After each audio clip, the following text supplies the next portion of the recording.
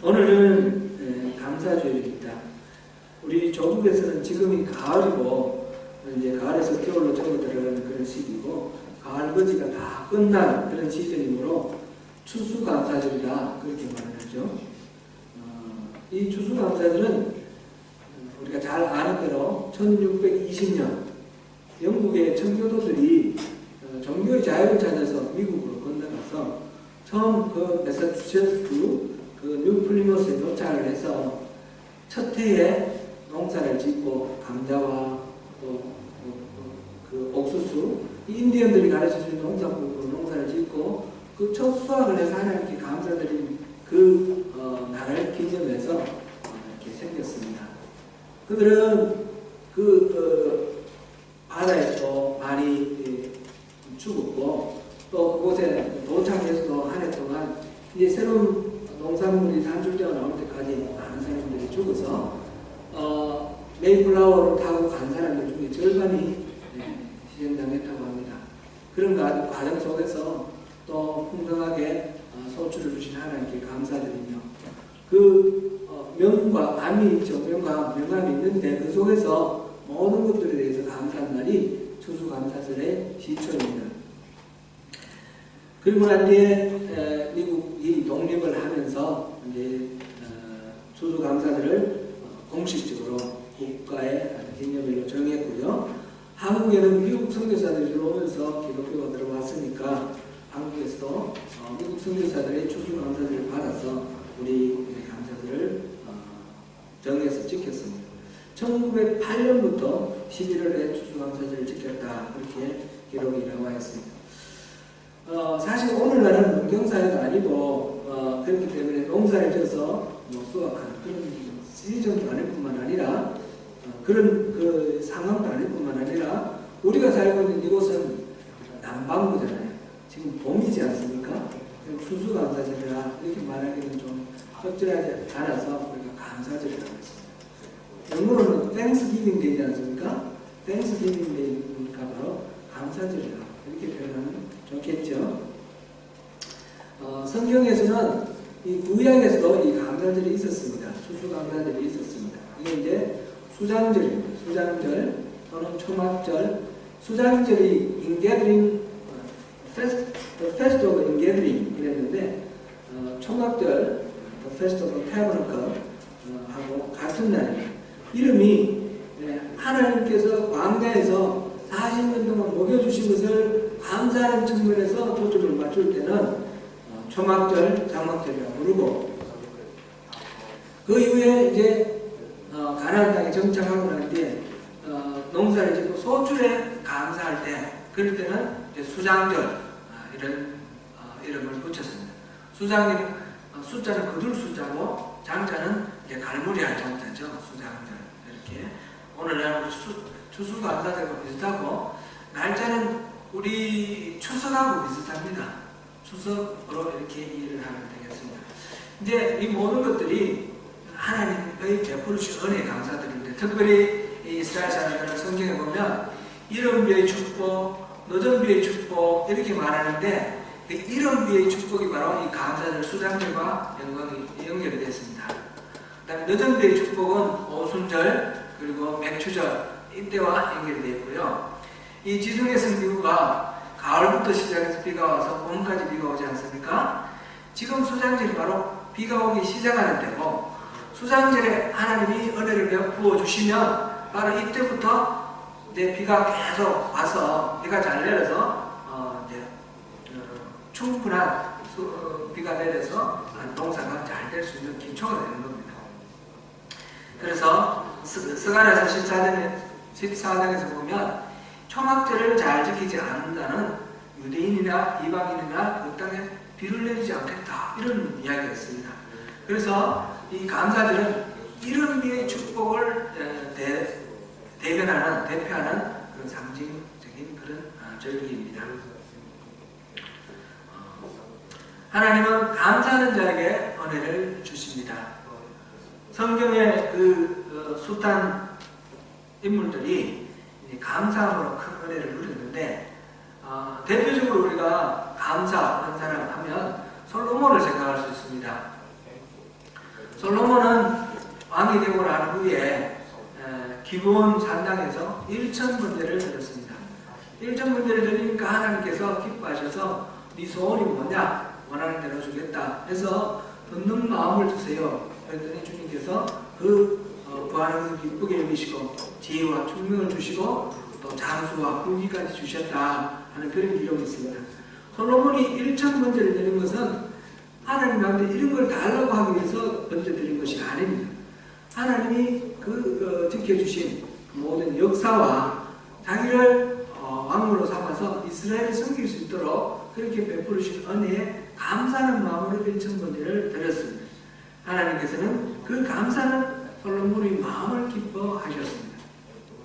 마태복음 14장 19절에 보면 예수님께서 5,000명이 넘는 군중들에게 먹을 것을 나눠주는 그런 일이 기록되어 있습니다. 이른바 오병이어 사건입니다. 이때에 떡 5개와 물고기 2마리 이것을 가지고 하나님께 감사를 드렸습니다. 우리 개역 한글에 보면 축사라고 기록되었는데 영어 번역에 보면 give thanks라고 되어 있습니다. 하나님께 감사를 드리고 그것을 나누어줬을 때 5,000명, 어른만 5,000명, 남자 어른만 5,000명, 전부 합치면 대략 한 2만 명 되지 않겠느냐 이렇게 추산을 하는데 그 많은 사람들이 다 먹고도 남는 그런 풍성한 하나님의 은혜를 누릴 수 있는 그것이 바로 이 예수님의 감사를 통해서 이루어졌다는 것을 우리가 볼 수 있습니다. 요한복음 11장에 보면 나사로가 죽어서 무덤에 갇혔는데 예수님께서 이 죽은 나사로를 불러내는 장면이 나옵니다. 그럴 때에 그 무덤 앞에 가서 그 돌을 불러내라 하시고는 예수님께서 하늘을 우러러 감사했다라고 했습니다. 하나님께 기도를 하는데 하나님 내 기도를 들어주심을 감사합니다. 여기서부터 시작합니다. 그랬더니 죽어있던 그 나사로가 다시 살아나는 그런 일을 봅니다. 우리가 예수님을 통해서 우리가 하나님과의 관계 속에 어떻게 살아가는지 배우는데 예수님은 항상 감사를 통해서 모든 일들을 시작하셨다는 것을 여기서 볼 수 있습니다. 사랑하는 성도 여러분, 올해 한 해 어떤 한 해였습니까?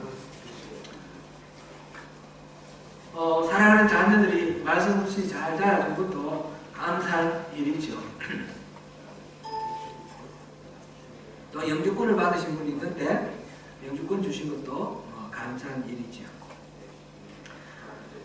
무엇보다도 교회에서 하나님 은혜가 풍성해서 감사합니다. 또 너희는 어려움을 겪으면서 그 어려움으로 인하여 하나님과 더 가까워지고 더 많이 기도하게 됨을 또 감사를 드리기도 합니다. 이렇게 가정마다 감사의 제목이 많을 줄로 압니다. 감사할 때마다 더 큰 은혜가 있습니다. 더 많이 감사하시고 주님 주신 복을 다 누리시기를 축원합니다. 이제 오늘 우리 본문으로 들어가겠습니다. 지금까지 갈라디아서에서는 그리스도께서 주신 이 자유함의 이 복음, 우리 신앙의 가장 중요한 메시지가 바로 이 자유함의 복음이라 하는 것을 보았습니다. 율법주의는 겉으로 보기에는 아주 경건하고 또 능력 있는 신앙처럼 보이지만 실질적으로는 그것은 우리가 절대로 가까이 할 수 없는, 우리가 반드시 뿌리 뽑아버려야 하는 그런 잘못된 신앙이다 하는 것을 우리가 보았습니다. 율법주의라는 것은 자기의 의를 통해서 하나님의 인정을 받으려고 함으로써 죄의 지배를 받고 율법의 종로로 타게 되는 것입니다. 신앙생활이 그래서 아무리 노력해도 우리가 온전하게 살 수 없기 때문에 신앙생활이 고달프고 힘들고 어떻게 신앙생활이 이렇게 어려운가 그런 중압감 속에서 우리가 살아가게 됩니다. 잘하면 교만하며 잘못하면 좌절감, 죄책감, 열등감 속에 헤매는 것이 율법주의의 신앙입니다. 그래서 이 율법주의는 뿌리 뽑아라 했습니다. 하나님께서는 하나님의 은혜 안에서 믿음으로 말미암아 우리가 구원받는 것이다. 그러니까 율법의 지배 아래에서 벗어나서 하나님께서 우리에게 주신 이 자유, 아브라함에게 약속하셨던 이 언약의 자유, 이것을 우리에게 누리게 하셨으니까 구원받은 백성으로 자유한 복을 누리자. 이것이 갈라디아서의 내용입니다.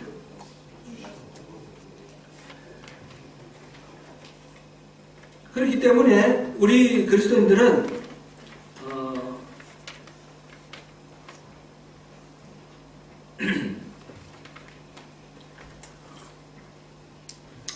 그 육체가 이끄는 대로 이렇게 따라감으로써 죄를 짓고 그것 때문에 죄에 눌려서 살아가는, 그러면서 다시 또 죄를 짓게 되는 그런 육체의 소욕대로 살아가는 그런 삶이 아니라 우리 안에 자유를 주시기 위해서 들어오셔서 우리 삶에 소망을 품게 하시고 또 능력을 주시는 이 성령님이 인도하시는 대로 살아감으로써 성령의 열매를 맺으면서 그렇게 살아가기를 하나님은 우리에게 원하십니다.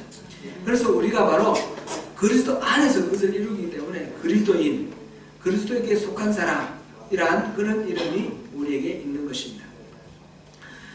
그리고 이 본문 6장은 그러면 성령이 인도하시는 대로 살아가는 그 삶은 구체적으로 어떤 것인가, 그것을 우리에게 보여주는데, 지난번에 우리가 살펴본 게 1장부터 6장까지 봤죠. 1장부터 5장까지는 무엇이었습니까? 우리 가운데 죄를 짓고 그것이 드러나는 사람이 있을 때 그 이웃을 어떻게 대할 것인가 하는 그런 문제였습니다. 이렇게 영성 깊은 사람, 신령한 사람, 성령의 인도하심 받은 대로 사는 사람은 우리가 보는 대로 사람을 정죄하고 판단하지 아니하고 그 짐을 우리가 져주는, 서로 짐을 지는 그런 사람이다. 그러면서 자기를 돌아보면서 자기도 똑같은 허물에 잘못에 빠지지 않도록 조심하는 그런 사람이다 하는 것이었습니다. 그리고 그렇다고 해서 모든 것을 남에게 의지하고만 살아가는 것이 아니라 자기 짐은 자기가 지는, 그래서 인디펜던트도 아니고 디펜던트도 아니고 상호 의존적인 인터디펜던트 릴레이션십, 이것이 바로 교회의 관계다 하는 것을 우리가 보았습니다. 그 다음에 6절에서는 말씀을 가르치는 자와 말씀을 배우는 자가 서로 좋은 것을 함께 나누는, 서로 마음이 하나가 돼서 함께 자원하는 마음으로 섬기는 그런 관계가, 서로가 섬기는 그런 관계가 되는 것이 이 신령한 사람, 성령의 인도하신 대로 사는 사람이다 하는 것을 보았고요. 오늘 이제 7절부터 10절까지 새로운 하나의 지침이 나옵니다. 이거 새로운 지금 이야기하고 있는 것은 7절부터 10절 사이 사람이 무엇으로 심든지 그대로 거두리라 하는 이 원리대로 살아가자 하는 것입니다. 사람이 무엇을 심든지 그대로 거두는가, 이것은 자연의 법칙입니다. 콩을 심은 데서 콩이 나고 팥 심은 데서 팥이 납니다. 콩 심어놓고 팥을 거두기를 기다리면 그건 웃기는 거죠. 말이 안 되는 거죠. 팥을 심었으면 콩을 기대하면 안 되는 거죠. 심은 대로 거두는 것이 자연스럽다는 것입니다. 심은 것이 없으면 못 거두는 것이 자연스러운 것입니다.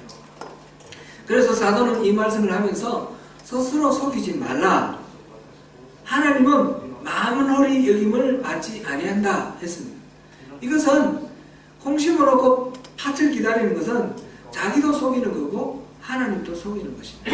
하나님은 업신여기는 것이다, 그런 것입니다. 결과를 기대하는 것은 반드시 거기에 우리가 심는 것에 따라서 결과를 기대해야 한다라는 것입니다. 그 원리에 이어서 8절에서 자기 육체를 위하여 심는 자는 육체로부터 썩어질 것을 거두고 성령을 위하여 심는 자는 성령으로부터 영생을 거두리라, 이렇게 하였습니다. 이것이 이제 5장에서 나오는 5장에서 19절부터 육체 일은 분명하니 하면서 죄의 사례들이 15가지가 나왔고, 또 22절은 성령의 열매는 이렇다 하면서 9가지 성령의 열매가 나왔죠. 육체의 소욕대로 따르면 이런 죄를 짓고, 또 성령의 소욕대로 따르면 이런 성령의 열매를 거둔다. 이것이 심은 대로 그대로 거두는 수학의 원리, 자연의 원리다라는 것입니다. 놀라운 것은 이렇게 육체를 위해 심어놓고 이 성령을 따라 거두려고 하는 그런 마음이 우리에게 있다는 것입니다. 이건 믿지 않는 사람에게 있는 것이 아니라 예수를 믿는 사람에게 이런 특성이 있다는 것입니다. 성령을 따라 심은 것이 없으면서 나는 영성이 깊기를 원하고 성령의 열매를 맺기를 원하고 하나님과 더 가까워지기를 원하고 하나님이 부어주시는 그 은혜를 누리기를 원한다는 것입니다. 이것은 나를 속이는 것이고 하나님을 속이는 것이다 라는 것입니다. 제가 이렇게만 설교를 하고 끝을 내면 여러분들은 헷갈리지 않고 단순하게 좀 신앙생활을 할 수 있을지도 모르겠습니다. 심은 대로 거둡니다. 반드시 좋은 열매를 얻기를 원하시면 좋은 씨앗을 심으십시오. 그런데 여기서 한 걸음 더 나갈 필요가 있습니다. 왜냐하면 우리가 무엇을 심든지 그대로 거둘 것이다. 이 말씀 여기까지만 보고 멈추면 우리는 이 말씀을 인과 응보, 원인이 있으면 결과가 있다. 인과 응보의 사상으로 이를 받아들일 수가 있습니다. 인과 응보는 불교 사상입니다. 우리가 이걸 잘못 이해를 하면 우리가 그렇게 뿌린 씨앗이 있어서 우리가 오늘날 하나님의 은혜를 받고 구원을 받았고 우리가 앞으로도 이렇게 우리의 의를 가지고 우리의 노력으로 좋은 씨앗을 심으면 하나님께서 좋은 열매를 맺게 해주실 것이다. 이렇게 생각할 수 있게 되기 때문입니다. 이것이 바로 뭐였습니까? 이것이 율법주의입니다. 심은 대로 그대로 거둔다. 이것만 생각하면 다시 우리는 율법주의로 돌아가게 됩니다. 그래서 여러분들이 좀 헷갈리시겠지만 다시 이거를 다시 돌아봅니다. 우리가 구원받은 것은 우리가 좋은 씨앗을 심었기 때문에 구원받은 것이 아니죠. 하나님의 은혜입니다.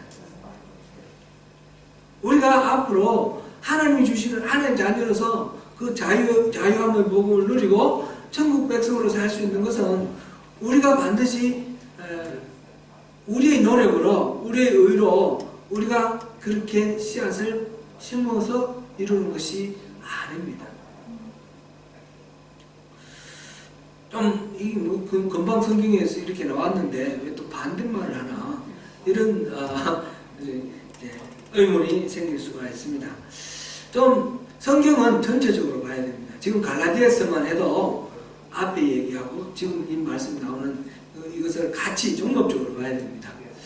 이제 단순화시켜서 제가 말씀을 드리면 하나님이 세상을 다스리는 방법에는 두 가지 원리가 수레의 양쪽 바퀴처럼 함께 굴러갑니다. 하나는 공의의 원리, 율법의 원리입니다. 하나는 사랑의 원리, 은혜의 원리입니다. 이 공의와 사랑, 율법과 은혜가 함께 굴러갈 때에 하나님의 다스리심이 온전합니다.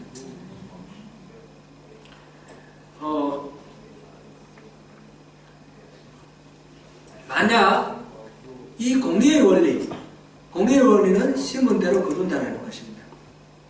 이것만 있다 그러면 우리 중에 아무도 구원을 받아서 하나님 자녀 될 수 있는 그런 자격이 있는 사람이 없습니다.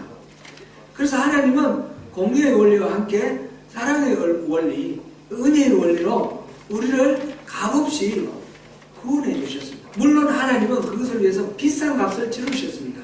독생자를 아끼지 아니하고 내놓으시고 독생자가 십자가에 달려 죽으시는 그런 큰 대가를 치르시고 우리에게는 은혜를 베푸셔서 우리가 구원받았습니다. 자기가 없는 우리가 하나님 은혜로 구원받을 수 있도록 되었습니다. 그래서 공의의 원리와 이 사랑의 원리가 함께 굴러갈 때에 우리가 구원받는 것이 이루어집니다. 그런데 여기서 끝나버리면 안 됩니다. 우리가 하나님 은혜로 구원받았기 때문에 하나님이 우리가 값없이 우리에게 사랑을 베풀어 주셨고 한번 우리를 사랑하시고 택하셨으면 이 사랑을 거두지 아니하셔서 어떤 것들도 하나님의 우리를 향하신 하나님의 사랑으로부터 우리를 끊지 않을 것이다. 이 확신을 가지고 그 다음에 우리가 아무렇게나 살아버린다면 어떻게 될 거냐는 거죠. 그러면 하나님은 이 공의의 원리는 살아있는데, 사랑의 원리는 살아있는데 이 공의의 원리는 죽어버리잖아요. 그래서 공의의 원리도 살아야 되는 겁니다. 구원받은 우리가 그 다음에 구원받은 백성으로 살아가는, 우리가 성령을 쫓아 성령의 소욕대로 살아갈 때에 성령의 열매를 맞는 이 원리가 다시 살아나는 것입니다. 그러니까 하나님의 원리 속에, 하나님의 사랑의 원리, 은혜의 원리 속에 공의의 원리가 담겨 있다는 것입니다. 하나님의 공의의 원리 속에 사랑의 원리가 담겨 있습니다. 이 두 가지가 함께 굴러가는 것입니다. 여기서 교리적으로 이제 논쟁하기를 좋아하는 사람은, 그러면 우리가 공의의 원리로 이렇게 구원받은 백성이 심은 대로 거둔다 그랬는데, 만약 구원받은 백성이 또 육체를 쫓아 살아가면 어떻게 됩니까? 한번 구원받은 것이 취소됩니까? 막 이런 식으로 생각할 수가 있는데, 왜 굳이 그 하나님한테 이 구원해야 되느냐 말아야 되느냐 고민거리를 던지려고 하십니까? 구원받았으면 구원받은 대로 우리가 살아가는 것이 좋지 않겠습니까? 우리 부모 자식 간에 부모가 자식을 사랑합니다. 무조건 사랑합니다. 우리 아버지가, 내가 얼마만큼 우리 아버지한테 반항하면 우리 아버지가 나를 포기하고 나를 호적에서 파낸다고 그러실까? 그거 연구하지 마시라는 거죠. 그거 시험하지 마시라는 거죠. 그게 아니고 우리가 은혜 안에서 우리가 구원받았지 않습니까? 그러면 성령을 따라 살아가는 그 길을 선택을 하고 하나님이 예비하신 복을 누리며 그렇게 살아가는 것이 정상이고 자연스럽고 힘들지 않고 자유로운 것입니다. 이제 헷갈리지 않죠? 그래서 지금 바울 사도가 자유함의 복음을 누리라 그러면서 심은 대로 그대로 거둔다는 거예요. 우리가 자유함의 복을 누리는데 육체의 소욕대로 육체를 따라 심으면 썩어질 것을 거둔다는 것입니다. 성령을 따라 성령을 위해서 심으면 영생을 거둔다는 것입니다. 이 하나님의 백성으로서 우리가 이 하나님 은혜 안에서 살자. 우리가 절대로 이 은혜에서 벗어나지 말자. 그것을 지금 이야기하고 있는 것입니다. 이제 성령을 위해서 심는 것은 어떤 것인가? 또 한번 생각해 봅니다. 육체를 위하여 심는 것은 죄의 본성에 따라 육체의 욕망을 추구하는 것이고, 반면에 성령을 위하여 심는 것은 이 죄의 본성을 버리고 우리 안에 오신 성령의 거듭난 생명, 새로운 생명으로 살아가는 것입니다. 죄의 본성대로 살아가는 것과 이 성령으로 살아가는 것, 이 두 세계의 차이가 무엇입니까? 죄의 본성은 단순화시켜서 말씀드리면 자기중심적인 삶을 사는 것입니다. 성령으로 살아가는 것은 자기중심적인 것을 내려놓고 하나님을 바라보고 살아가는 것입니다. 하나님 중심으로 살아가는 것입니다. 우리가 선악과를 다 먹었다는 것 자체가 하나님 중심으로 살아가는 것을 버리고 자기 중심으로 살아가는 것이다 했고요. 우리가 구원받는다는 것은 이 자기 중심의 삶을 포기를 하고 우리 안에 들어오신 성령님 중심으로 다시 살아가는 것을 선택하는 것입니다. 마태복음 22장 37절에서 40절 우리 중요한 말씀인데 우리가 너무너무 잘 아는 말씀인데 우리 찾아서 함께 다시 한번 읽어보겠습니다. 마태복음 22장입니다.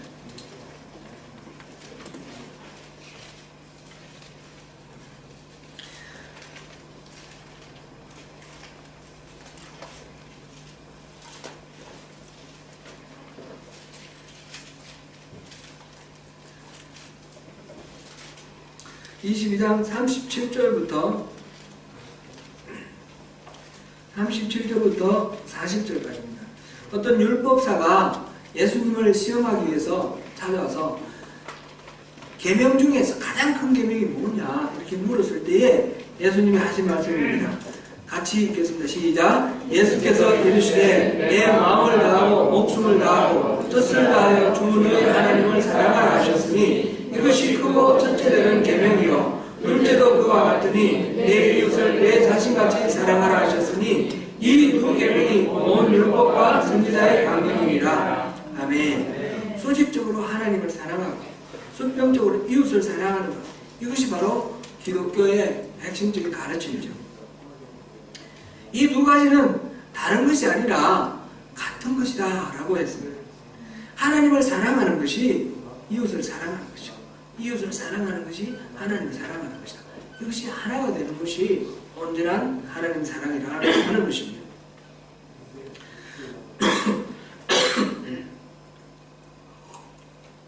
마태복음 25장에 보면 죄의 심판에 대한 비유가 나옵니다. 왕이 와서 사람들을 인자가 와서 심판을 하는데 오른쪽에는 양, 왼쪽에는 염소 이렇게 분류를 합니다.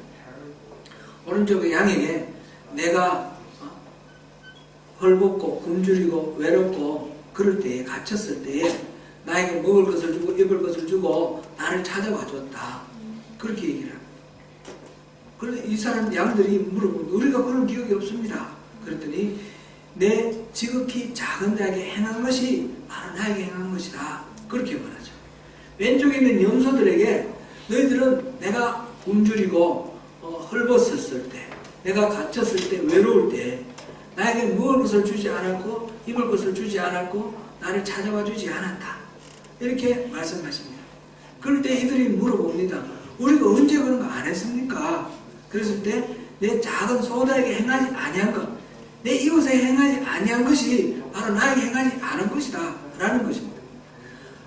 하나님은 보이지 않습니다. 보이지 않는 하나님께 우리가 사랑을 표현하는 것이 예배이기도 하고, 그리고 우리 이웃을 사랑하는 것이 바로 하나님을 사랑하는 그 사랑의 표현이다 라는 것입니다. 내년 5월 달에 그 박보영 목사님이 우리 뉴질랜드 여기에 우리 감리교회 남태평양 지방 웨슬리 부흥성회에 오시기로 예정되어 있습니다.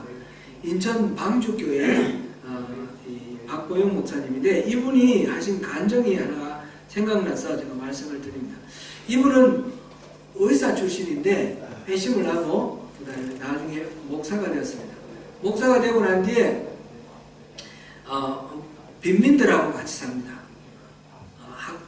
집 나온 아이들하고 같이 살기도 하고 또 노숙자들하고 같이 살고 이런 식으로 사셨는데 지금은 이제 방주교회를 갔죠. 방주교회에서 또 그분을 모시고 가서 이제 담임 목사로 계시는데 그 이전에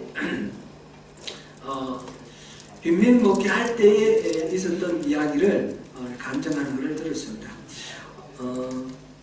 이분은 자기가 가진 것을 다 남줘버리고 그냥 그렇게 아무것도 없이 살았습니다. 이 분을 보고 동생이 너무 이렇게 보니까 사는 삶이 힘들고 어렵고 겨울인데 또 이렇게 얇은 옷만 입고 이래서 안 돼가지고 동생이 형한테 옷을 외투를 하나 사줬어요. 그 외투를 입고 돌아가다가 보니까 이 노숙자를 만난 거예요. 노숙자가 보니까 얇은 남방만 입고 있어요. 그래서 속으로 막 부대낍니다. 왜 하필이면 이 길로 와가지고 저 사람을 만나요? 하나님, 동생이 또 이것도 따뜻하게 입으라고 사줬는데 안 봤으면 그냥 입을 텐데 왜 또 저 사람을 보고 내가 이렇게 괴로워해야 합니까? 그러면서 막 투덜거리면서 그 옷을 벗어가지고 그 노숙자에게 입혀줬어요. 기쁜 마음으로 해준 게 아니라 사실은 좀 투덜거리면서 그걸 입혀줬어요. 그리고 이제 잊어버리고 산지 오래됐습니다. 몇 년이 지났는지 몇 달이 지났는지 모르겠는데 많은 오랜 시간이 지난 후에 하나님께 기도하는데 하나님께서 어떤 일로 이제 막 간절하게 하나님 은혜를 구하면서 기도를 하는데 내가 너를 안다. 내가 너를 다 보았다. 그렇게 하시면서 환상을 보여주시는 거예요. 그 보여주시는 모습이 자신이 그때 투덜거리면서 노숙자에게 겉옷을 벗어주는 그 장면을 보여주시는 거예요. 내가 널 다 보았다.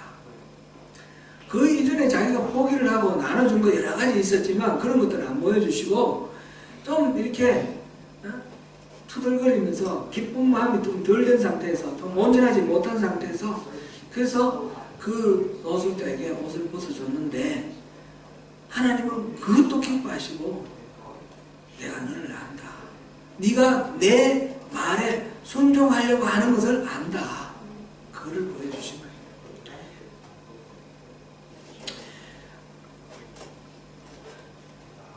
본문 9절 보겠습니다. 본문 9절 시작. 우리가 선을 행하되 낙심하지 말지니 포기하지 아니하면 때가 이름에 거두리라. 아멘. 이 말씀은 우리가 선을 행하다 보면 지치거나 낙심할 때가 많다는 것입니다. 그래서 선을 행하는 것이 힘들고 어렵다는 것입니다. 그 이유가 어디에 있겠습니까? 그 이유는 다양하죠. 내가 선을 베풀었을 때 그 상대가 내가 베푸는 이 선을 알아주지 못하거나 오히려 또 뭐 원망하거나 또 덮어 씌우는 그런 경우도 있습니다. 또 내가 베풀어주는 이 선이 언제 결실을 맺을지 모르고 한없이 밑빠진 독처럼 그렇게 이렇게 세월이 지나가고 성과가 없을 때 그럴 때도 우리가 낙심하고 좌절하게 됩니다. 그런데 오늘 우리 이 말씀을 통해서 우리가 기억할 것은 이 선을 행하되 우리가 낙심하지 말라는 겁니다. 지치지 아니하면 하나님은 반드시 때가 이름에 그 열매를 맺어주신다는 것입니다. 우리가 선을 행할 때 내가 잘나서 내 마음이 관대하고 내가 참 착해서 그래서 선을 행하는 것이 아니라 나의 노력으로 선을 행하는 것이 아니라 내게 부어주신 하나님의 은혜로 선을 행해야 하는 것이며 하나님의 그 베푸신 은혜 우리가 갚을 길이 없는데 그것을 갚는 방법으로 이웃에게 선을 행하는 것이라는 것입니다. 그래서 우리가 선을 행할 때는 이 선을 행하는 이 상대자, 이 대상자, 이 사람에게 내가 뭔가 베푸는 것이 아닙니다. 이 사람이 아니라 하나님께 베푸는 것입니다. 그렇기 때문에 이 사람이 어떻게 반응하든 상관이 없다는 것입니다. 하나님은 다 보고 계시고 하나님은 다 받으신다는 것입니다. 그래서 이 사람 보고 실족하지 말고 이 사람 보고 낙심하지 말고 상대가 어떠냐에 따라서 우리가 판단하지 말고 지치지 말라고 하시는 것이 오늘 본문의 말씀입니다. 선을 행하되 하나님이 우리에게 베풀으신 그 은혜를 생각하고 하나님께 우리 사랑을 고백하는 마음으로 이 선을 행하라. 그리고 다 전적으로 하나님께 맡기라. 하나님께 신뢰하라. 그러면 하나님이 때가 이름에 거두신다는 것이죠. 하나님 거두시면 되는 거 아닙니까? 제가 이제 또 생각해 보니까 교회에서 선한 마음으로 이렇게 섬기다가 낙심하는 그런 경우가 많이 있는 것 같습니다. 혹시는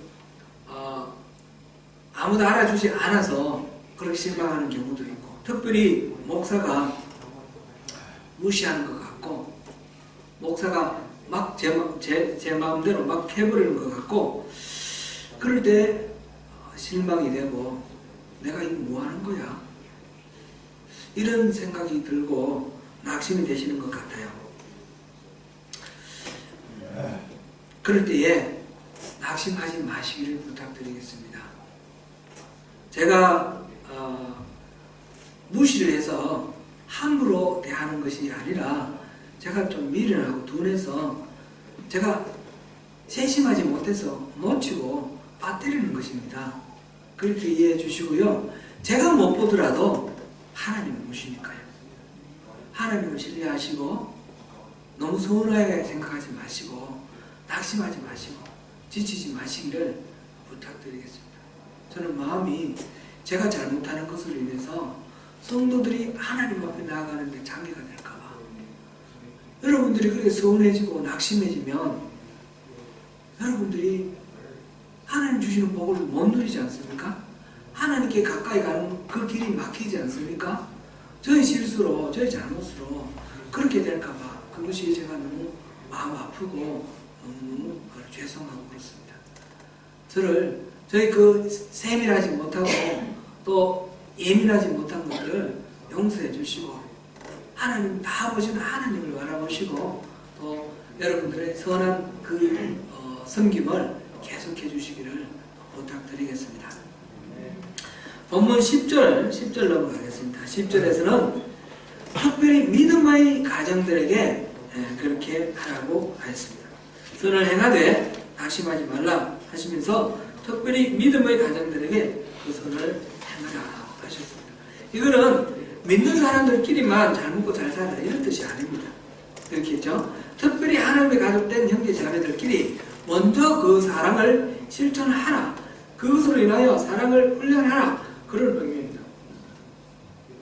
사실 인류를 위해서 사랑하고 헌신하는 것은 쉽습니다.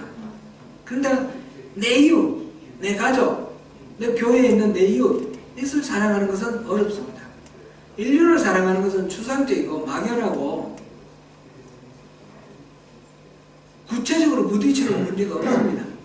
그러나 눈에 보이는 내 이웃을 섬기고 사랑하는 것은 구체적으로 부대끼는 갈등이 유발되며 그런 곤란한 상황이 항상 있는 가운데서 우리가 사랑하고 섬기는 것입니다. 그래서 이웃을 사랑하는 것이 온 인류를 사랑하는 것보다 더 어렵습니다. 사랑하는 성도 여러분, 신앙은 성령의 인도하심대로 사는 것입니다. 특별히 성령의 열매는 사람과 사람 사이 그 관계 속에서 나타나는 그리스도의 성품이다 그랬습니다. 기독교는 혼자 고립되어서 산속에 들어가서 살거나 또는 수도원에 들어가서 사는 그런 삶이 아닙니다. 기독교는